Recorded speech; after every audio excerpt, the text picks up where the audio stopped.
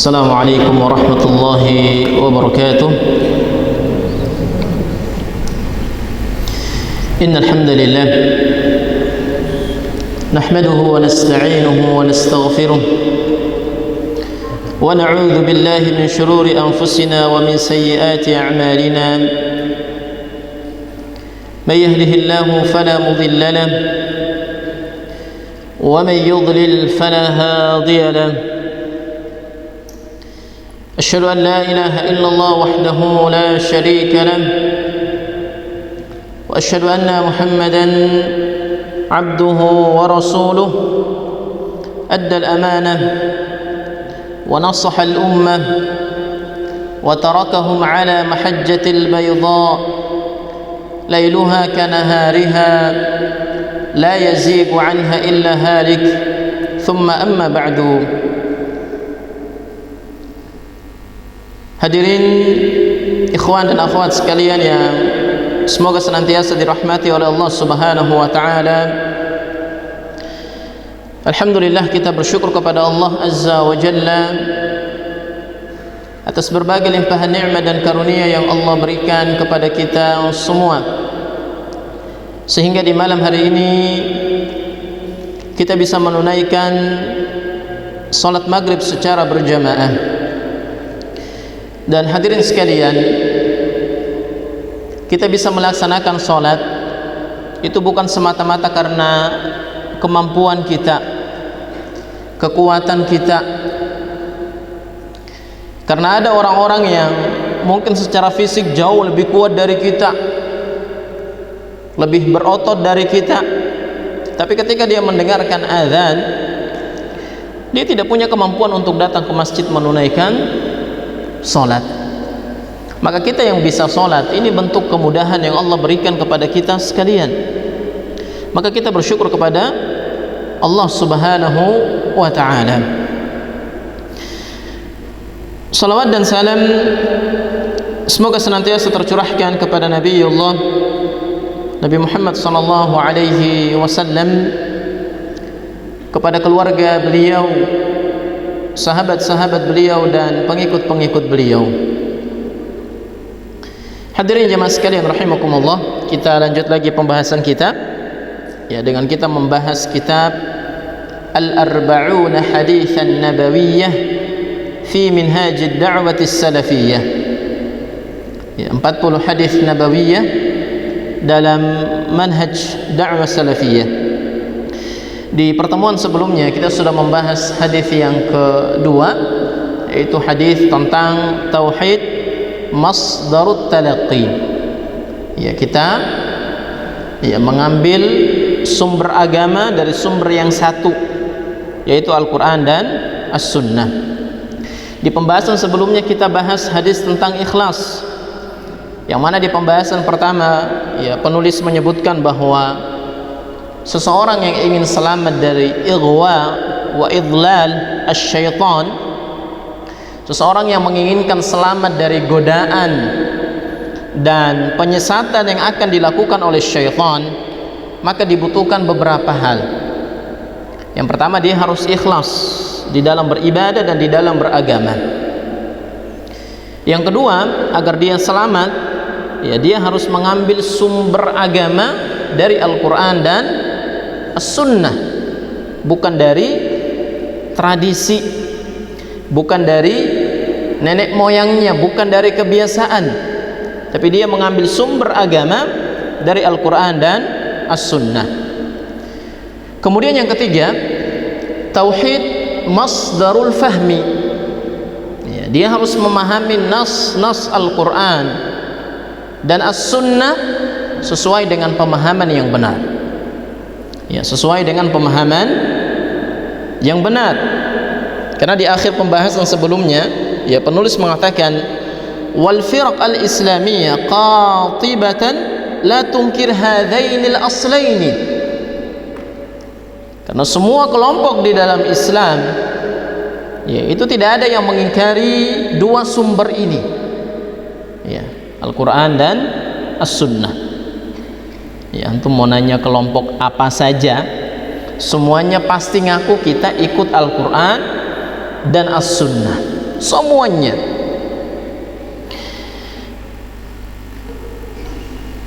Walakinnahum yatala'abuna fiha bi'ara'ihim. Ya, akan tetapi mereka bermain-main dengan ara', dengan pendapat mereka. Artinya mereka memahami nas Al-Quran, memahami nas As-Sunnah sesuai dengan akal mereka saja, tidak merujuk kepada pemahaman yang benar. Ya, makanya ini yang kemudian menyebabkan umat Islam terpecah menjadi banyak kelompok dan banyak golongan. Karena kalau setiap orang dibiarkan memahami Al-Quran dan As-Sunnah sesuai dengan akalnya, ya, sesuai dengan akalnya, kalau ada 1 juta orang Islam, maka bisa jadi akan ada 1 juta pendapat. Karena setiap orang, ya, pemahamannya berbeda-beda, akalnya berbeda-beda, tidak mungkin semuanya sama. Ya, dan ini yang terjadi. Ya, ini yang terjadi. Kelompok-kelompok Islam saat ini, ya, kebanyakan memahami nas Al-Quran dan As-Sunnah sesuai dengan akalnya, tidak merujuk kepada pemahaman yang benar. Apa itu pemahaman yang benar? Pemahaman yang benar adalah pemahaman Rasulullah sallallahu alaihi wasallam dan para sahabatnya. Kenapa harus mereka? Karena mereka adalah orang-orang yang lebih paham dengan Al-Quran, orang-orang yang hidup di zaman Rasulullah, bertanya langsung kepada Rasulullah dan menerima ilmu langsung dari Rasulullah sallallahu alaihi wasallam.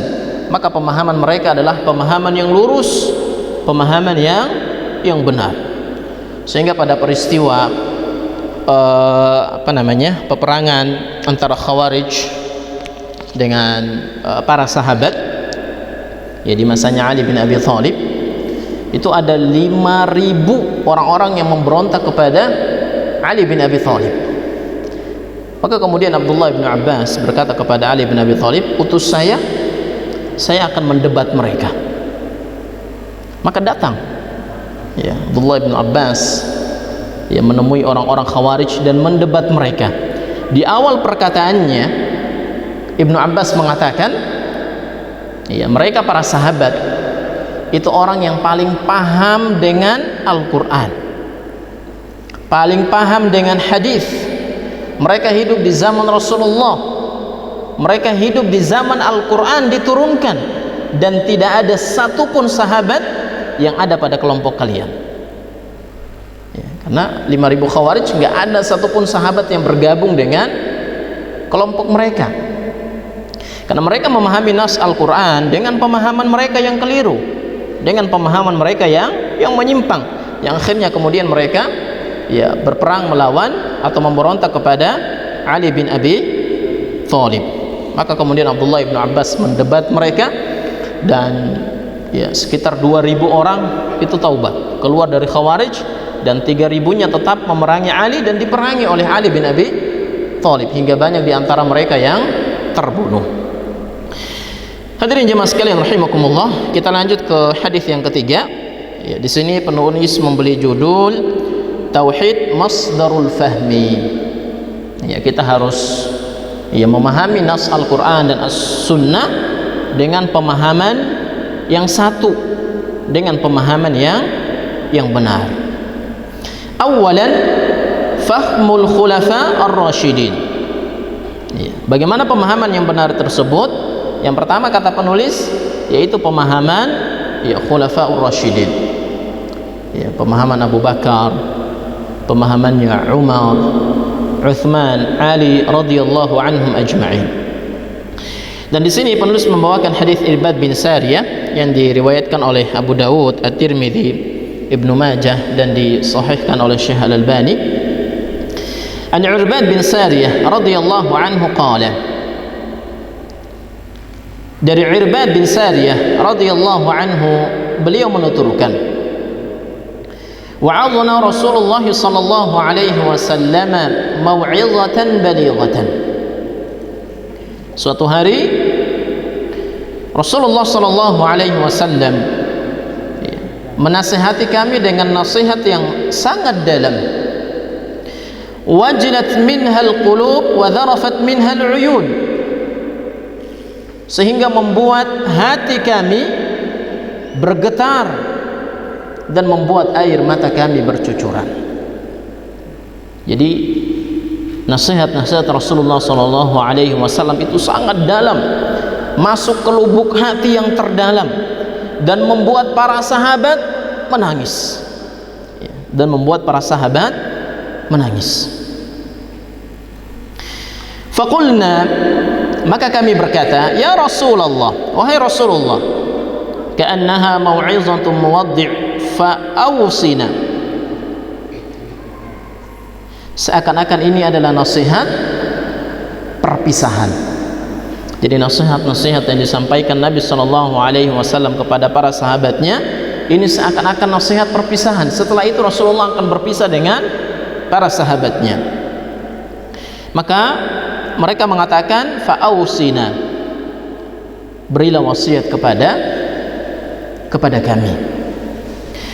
Qala, maka Rasulullah SAW bersabda, usikum bitaqwallah. Ini wasiat yang pertama. Aku wasiatkan kepada kalian agar kalian bertakwa kepada Allah Subhanahu wa ta'ala. Dan wasiat ini sejalan dengan wasiat Allah Subhanahu wa ta'ala di surat An-Nisa ayat 131. Allah berfirman, وَلَقَدْ وَصَّيْنَا الَّذِينَ أُوتُوا الْكِتَابَ مِنْ قَبْلِكُمْ وَإِيَّاكُمْ أَنِ اتَّقُوا اللَّهَ.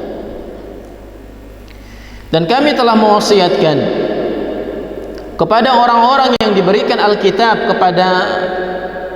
dan kami telah mewasiatkan kepada orang-orang yang diberikan Alkitab sebelum kalian dan kepada kalian, anittaqullah, agar hendaknya kalian bertakwa kepada Allah Subhanahu wa ta'ala. Ya, dan takwa adalah pangkal kebaikan. Ya, fi'lu awamirillah wa ijtinabu nawahi. Takwa adalah melaksanakan perintah-perintah Allah dan menjauhkan diri dari larangan-larangannya. Ya, ini wasiat Nabi SAW yang pertama. Ya, dan Allah Subhanahu wa ta'ala menjanjikan di banyak ayat di dalam Al-Quran, ya, kepada siapa saja yang bertakwa. Di antaranya Allah mengatakan, wa may yattaqillaha yaj'al lahu makhraja. Siapa saja yang bertakwa kepada Allah, maka Allah akan memberinya makhraj. Allah akan memberinya solusi dari semua permasalahan hidup yang ia hadapi. Wa may yattaqillaha, ya, kemudian kata Allah di ayat yang ketiga, wa yarzuqhu min haitsu la yahtasib. Allah akan memberinya rizki dari arah yang tidak terduga. Ya, jika seseorang bertakwa kepada Allah Subhanahu wa ta'ala, wa may yattaqillaha yaj'al lahu min amrihi yusra. Siapa saja yang bertakwa kepada Allah, maka Allah akan memudahkan semua urusannya. Ya. Di ayat yang lain, ya, Allah Subhanahu wa ta'ala, ya, juga menyebutkan, ya, walau anna ahlal qura amanu wattaqaw lafatahna alaihim barakatin minas sama'i wal ardh. Kalau saja penduduk negeri-negeri tersebut beriman dan bertakwa kepada Allah, lafatahna alaihim barakatin minas sama'i wal ardh. Niscaya Allah akan membuka bagi mereka pintu-pintu keberkahan dari langit dan dari bumi. Dari atas kepala mereka dan dari bawah kaki mereka dibuka oleh Allah Subhanahu wa ta'ala. Makanya kalau kita menginginkan, ya, kebaikan, kemakmuran, kesejahteraan, maka ini dulu yang harus kita dahulukan. Penduduknya dulu yang harus bertakwa kepada Allah Subhanahu wa ta'ala. Baik, itu wasiat yang pertama. Kemudian wasiat yang kedua, ya, was-sam'u wat-tha'ah. Ya, hendaknya kalian mendengar dan taat. Wa in ta'ammara 'alaikum 'abdun, walaupun yang menjadi pemimpin kalian adalah seorang budak.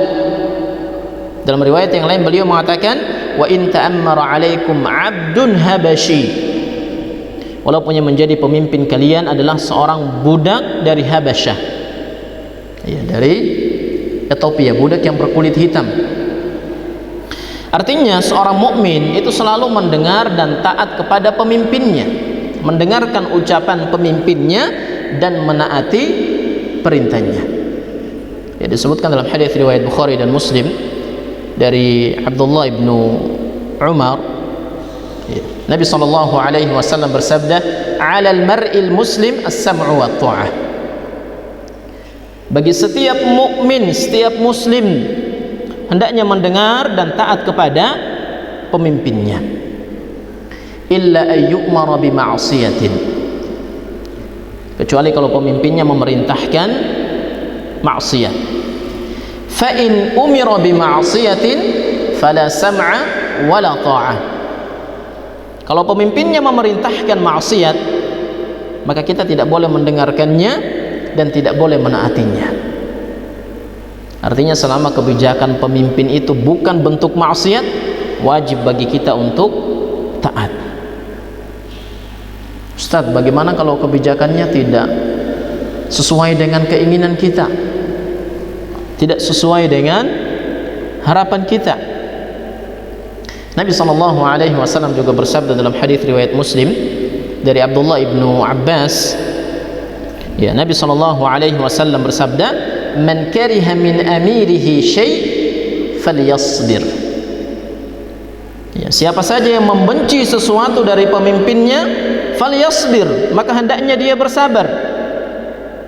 Fa innahu man kharaja min as-sultani shibran famata mitatan jahiliyah.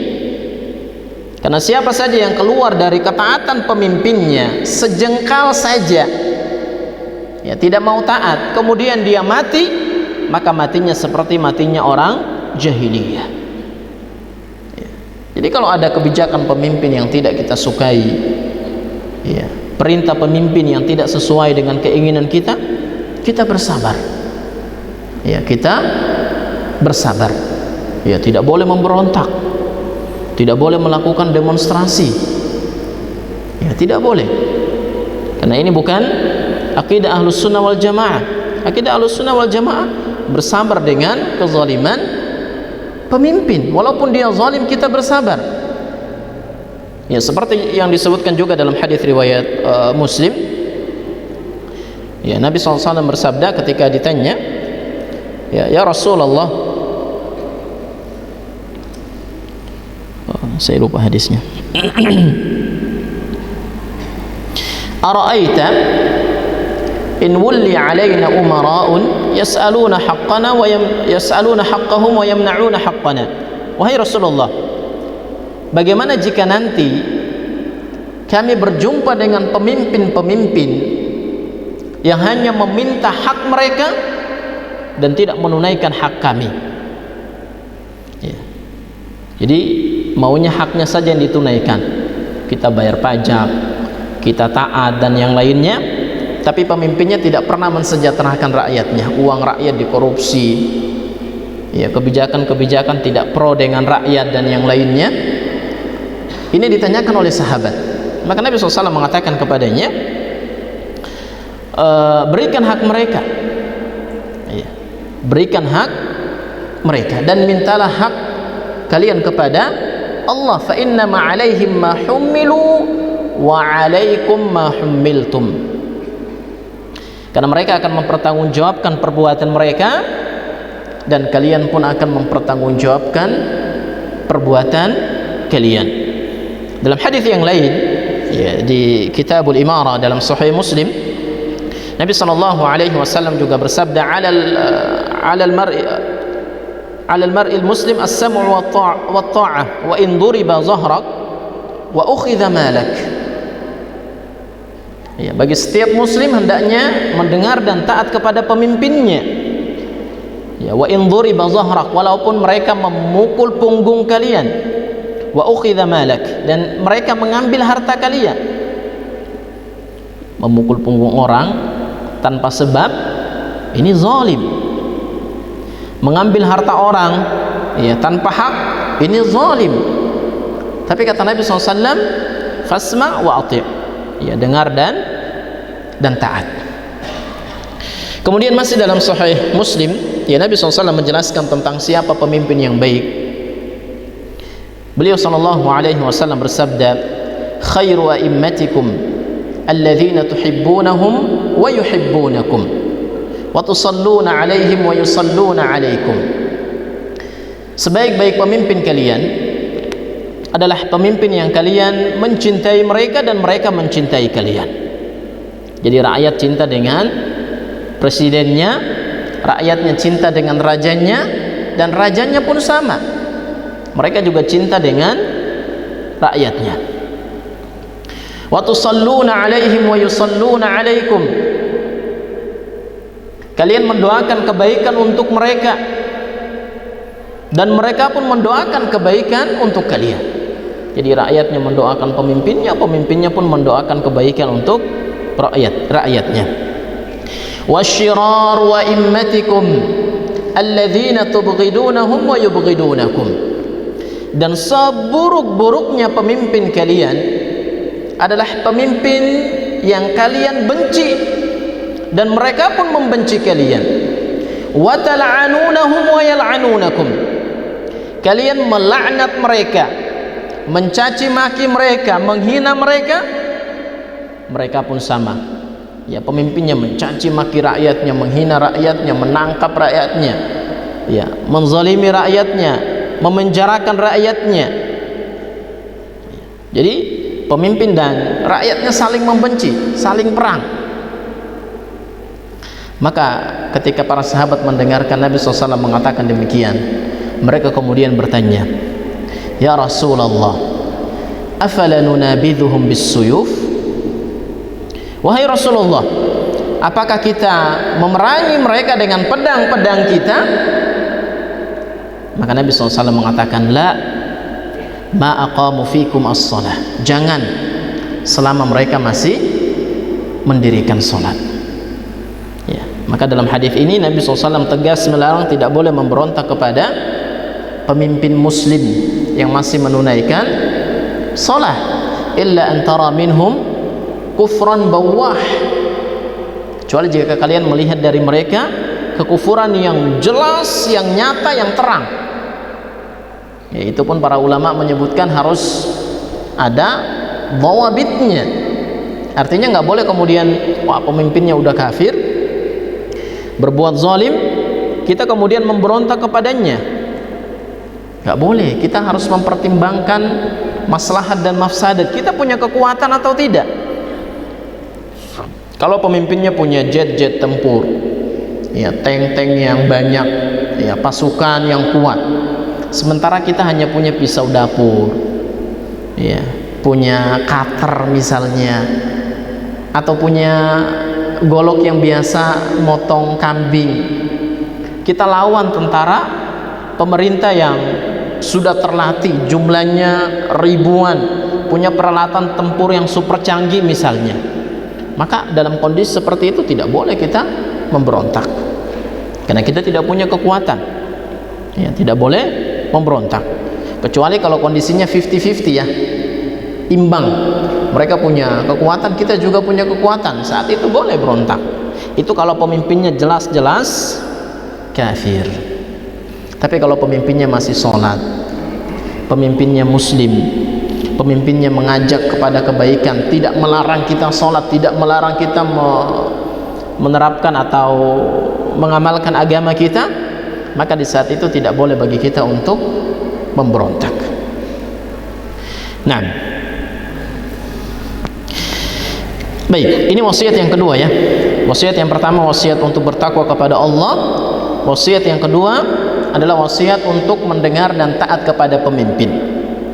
Wasiat yang ketiga, kata beliau, fa innahu may ya'ish minkum fasayara ikhtilafan katsira. Siapa saja di antara kalian yang hidup setelah aku meninggal, maka dia akan melihat perbedaan yang sangat banyak. Setelah Rasulullah meninggal, maka akan muncul perpecahan di tengah-tengah umat Islam. Di zaman sahabat sudah pecah, bahkan setelah terbunuhnya Utsman bin Affan, itu sebagian sahabat menuntut supaya orang-orang yang membunuh Utsman itu ditangkap dan diadili. Ya, mereka menuntut kepada Ali bin Abi Thalib yang menjadi khalifah setelah Utsman. Maka kemudian terjadi perang Jamal pecah perang Jamal. Kemudian di saat Ali bin Abi Thalib menjadi khalifah, ada dua kubu di antara umat Islam, kubu Madinah dan kubu Syam di bawah pimpinan Muawiyah bin Abi Sufyan. Terjadi juga peperangan ya. Itu di masa sahabat, apalagi setelah masanya para sahabat, umat Islam terpecah menjadi banyak kelompok dan banyak golongan. Bahkan di masa sahabat saja itu sudah muncul beberapa kelompok yang menyimpang. Kelompok yang pertama adalah Khawarij ya, ini kelompok yang paling pertama muncul dalam sejarah Islam, Khawarij ya. Siapa tokoh utamanya? Naam, Dzul Khuwaisir At-Tamimi ya. Dzul Khuwaisir At-Tamimi ini di masa Rasulullah dia protes dengan keputusan Rasulullah. Ketika Rasulullah membagikan ghanimah, harta rampasan perang, Dzul Khuwaisir protes dan beliau mengatakan, Dzul Khuwaisir mengatakan, "I'dil ya Rasulullah." Berlaku adillah wahai Rasulullah.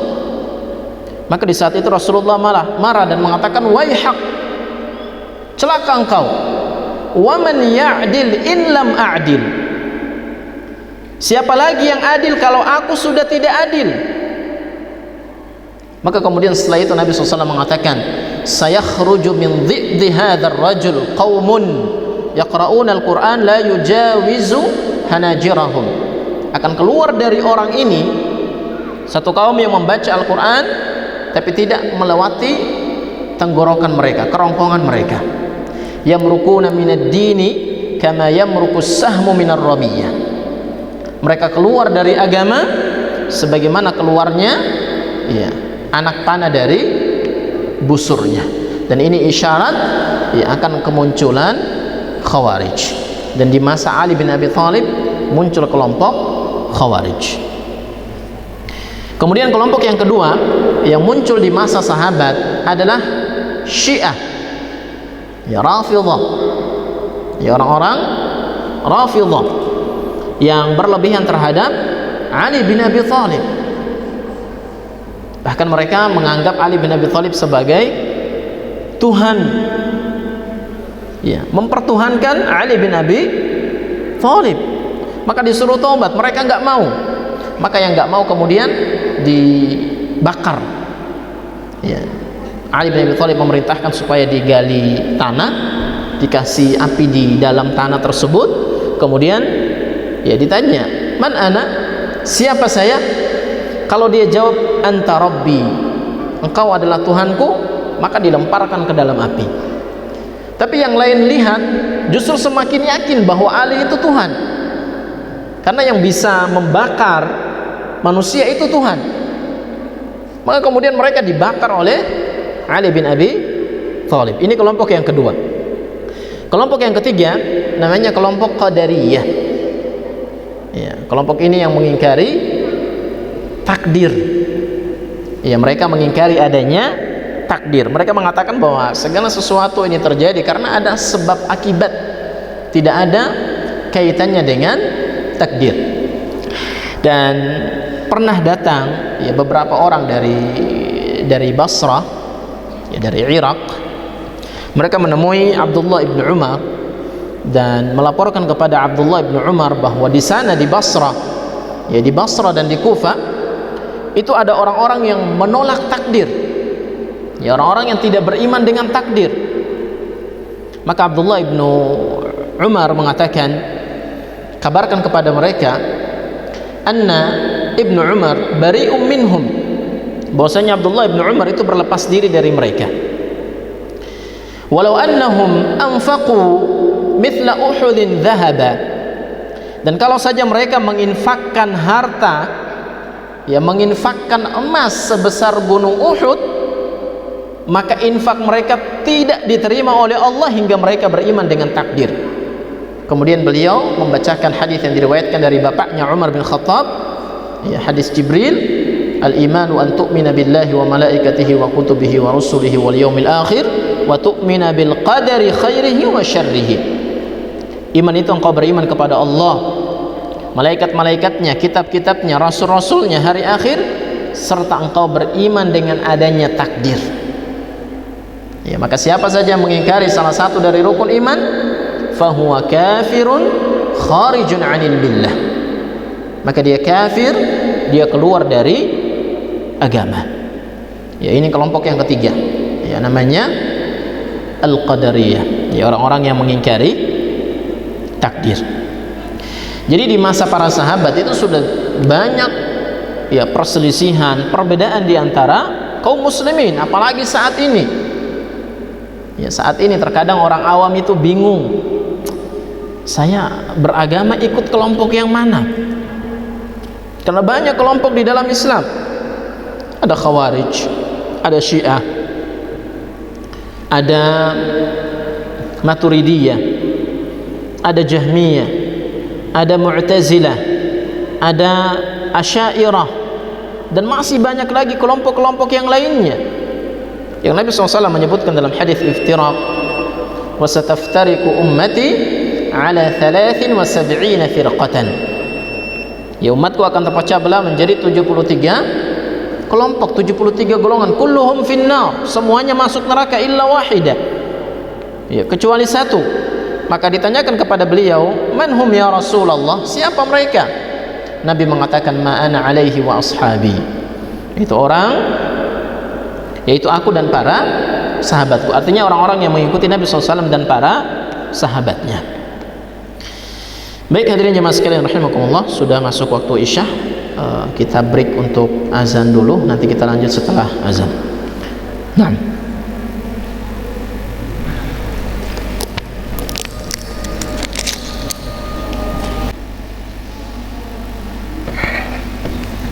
baik, kita lanjut lagi. Fa innahu wa innahu may ya'ish minkum fasayara ikhtilafan katsira. Siapa saja di antara kalian yang hidup setelah aku meninggal, maka dia akan melihat perselisihan yang sangat banyak. Fa 'alaikum bisunnati wa sunnatil khulafa'ir rasyidin al-mahdiyyin. Maka hendaknya kalian berpegang teguh dengan sunnahku dan sunnah khulafa'ur rasyidin yang mendapatkan petunjuk. Addu 'alaiha bin nawadhij. Gigitlah sunnah tersebut dengan gigi-gigi geraham kalian. Ya, ini wasiat yang ketiga. Wasiat yang keempat, wa iyyakum wa muhdatsatil umur fa inna kulla bid'atin dhalalah. Ya, wasiat yang keempat adalah hendaknya kalian menjauhi perkara-perkara baru di dalam agama, karena setiap perkara-perkara baru di dalam agama ya adalah bid'ah, dan semua bid'ah adalah sesat. Ya, jadi tidak ada yang namanya bid'ah hasanah. Ya, bid'ah adalah syai'un mukhtara'un fid din ala ghairi mithalin sabiq, sesuatu yang dibuat-buat di dalam agama tanpa ada contoh sebelumnya. Yuqsadu biha, yang dimaksudkan untuk mendekatkan diri kepada Allah Subhanahu wa ta'ala. Islam itu sudah sempurna. Islam tidak butuh tambahan, tidak butuh pengurangan. Semua ibadah di dalam agama Islam itu sempurna. Maka kalau itu tidak pernah dicontohkan oleh Rasulullah, tidak pernah dilakukan oleh para sahabat, maka ini bukan kebaikan. Ya, ini bukan kebaikan. Karena kalau saja ini baik, maka pasti Rasulullah sudah memerintahkan, para sahabat sudah mengamalkannya. Tapi kalau Rasulullah tidak memerintahkan, tidak melakukan, para sahabat juga tidak melakukannya, maka ini bukan sesuatu yang baik. Walaupun orang-orang menganggapnya baik. Ya, walaupun orang-orang menganggapnya baik. Wallahu a'lam bishawab. Hadirin jemaah sekalian rahimakumullah, ini yang dapat kita bahas pada kesempatan kali ini, dan selanjutnya kita tanya jawab. Silahkan bagi antum yang punya pertanyaan atau ada hal-hal yang kurang jelas, kita tanya jawab.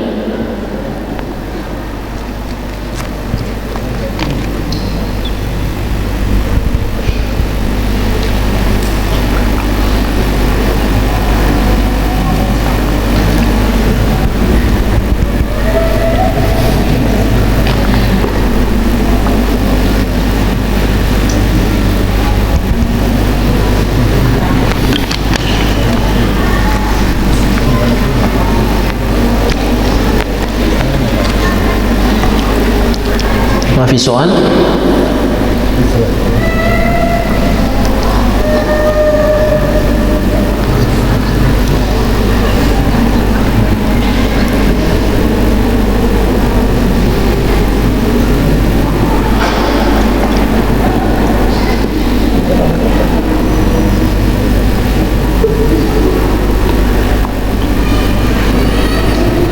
Nah, tafadhal.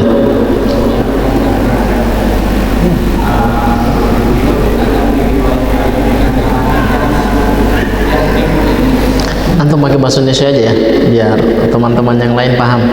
Nah,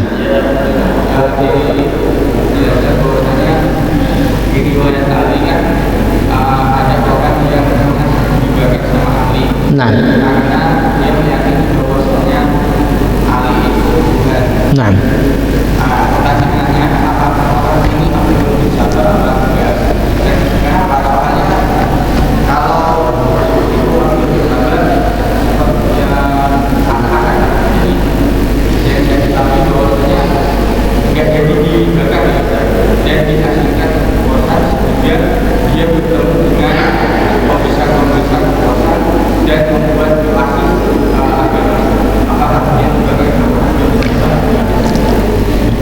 iya, yang saya tahu bukan Abdullah bin Saba.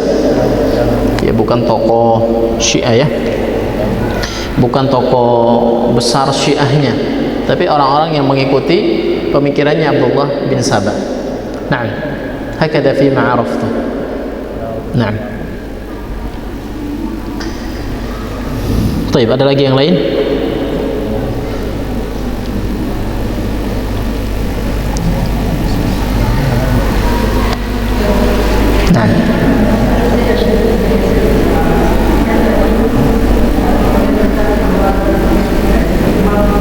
Nah, nah,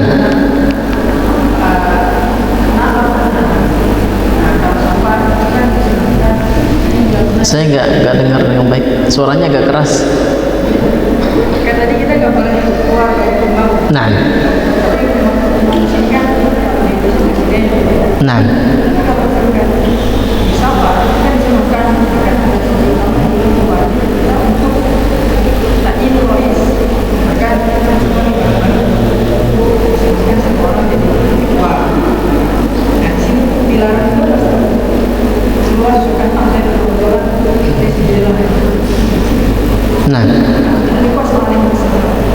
Fisafar, Fisafar.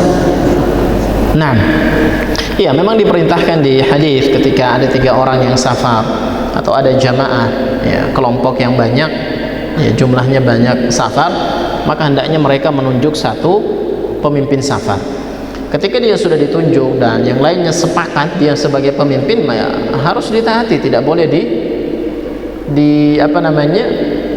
diingkari perintahnya, tidak boleh keluar dari ketaatan kepada pemimpin tersebut. Dan ini berlaku secara umum, baik di tingkat, ya, kita di Indonesia negara, atau di daerah misalnya gubernur, bupati, atau bahkan di lingkup yang kecil, ya, kepala sekolah, bagaimanapun juga dia pemimpin, ya, dia pemimpin, maka kita tidak boleh keluar dari ketaatan kepada pemimpin selama pemimpin tersebut tidak memerintahkan kemaksiatan, keburukan.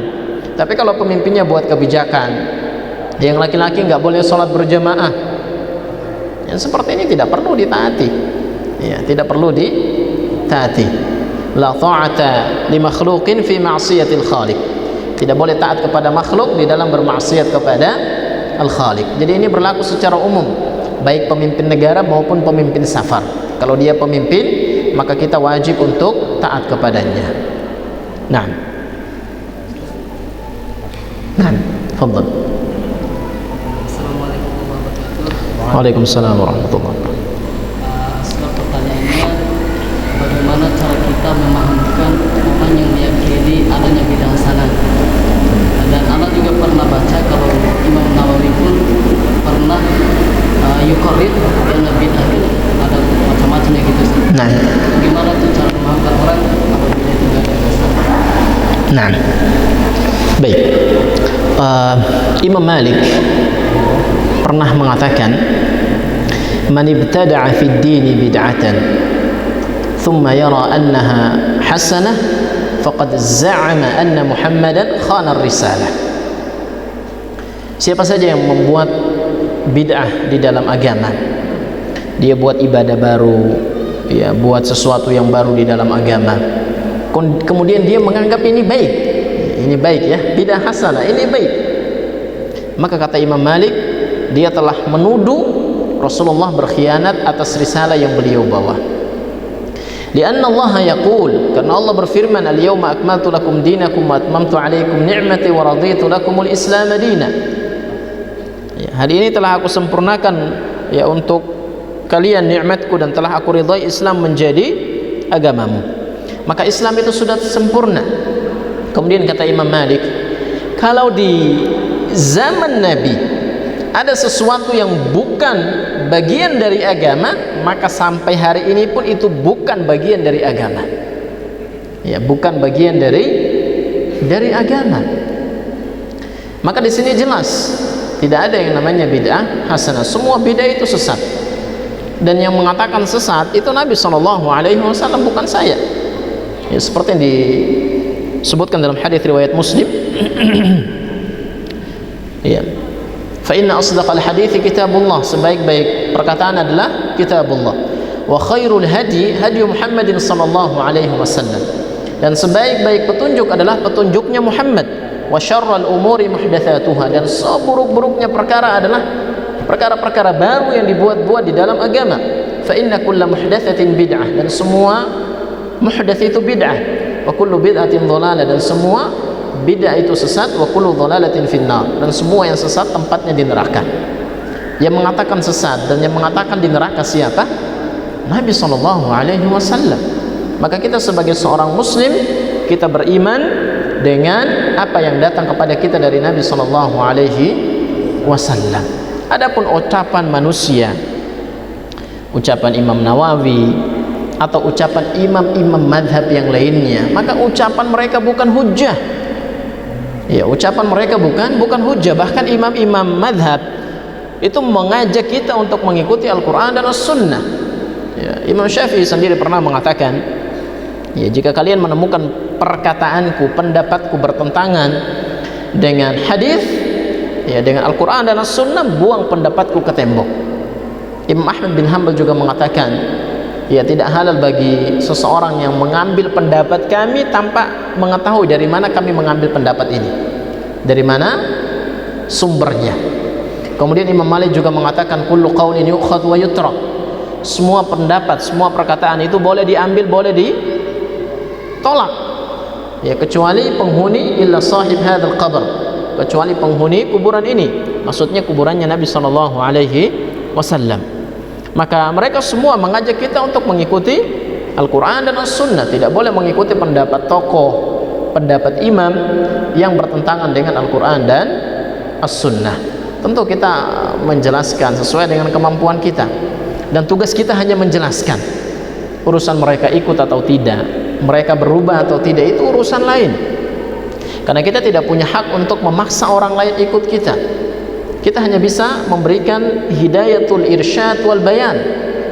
Ya, kita hanya bisa menjelaskan, kita hanya bisa menasihati. Adapun hidayatul taufiq itu di tangan Allah Subhanahu wa ta'ala. Innaka la tahdi man ahbabta, kamu tidak bisa memberi petunjuk kepada siapa saja yang kau cintai. Walakinnallaha yahdi man yasha, tetapi Allah lah yang memberikan petunjuk, memberikan hidayah kepada siapa yang Allah kehendaki. Wallahu a'lam. Baik, ada lagi yang lain? Nah. Nah. Ada seseorang muslim yang menzalimi seorang muslim. Nah. Kan syarat dia biar nggak jadi mufsid, dia minta maaf. Nah. Tetapi belum sempat dia minta maaf, yang dizalimi itu meninggal. Baik.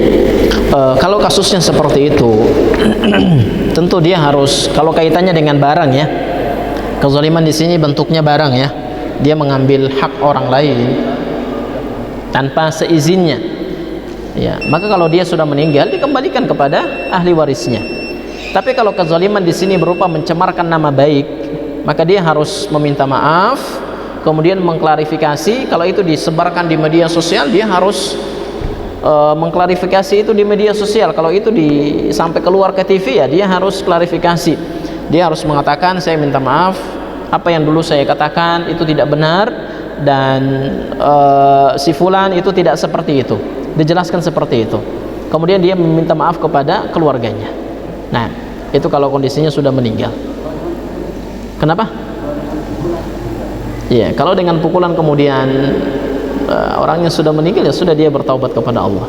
Selama dia punya niat baik, dia pengen meminta maaf, tapi qadar Allah, orang yang dulu dia zalimi itu sudah meninggal, ya dia bertaubat kepada Allah. Wa amruhu ilallah. Ya, dan dikembalikan kepada Allah nanti di hari kiamat seperti apa. Nah, baik hadirin jemaah sekalian rahimakumullah, ini saja yang dapat kita bahas pada kesempatan kali ini. Semoga apa yang kita dengarkan, apa yang kita pelajari bermanfaat untuk kita semua. Kita akhiri dengan doa kafaratul majlis. Subhanakallahumma wa bihamdika asyhadu an la ilaha illa anta astaghfiruka wa atubu ilaik. Assalamualaikum warahmatullahi wabarakatuh.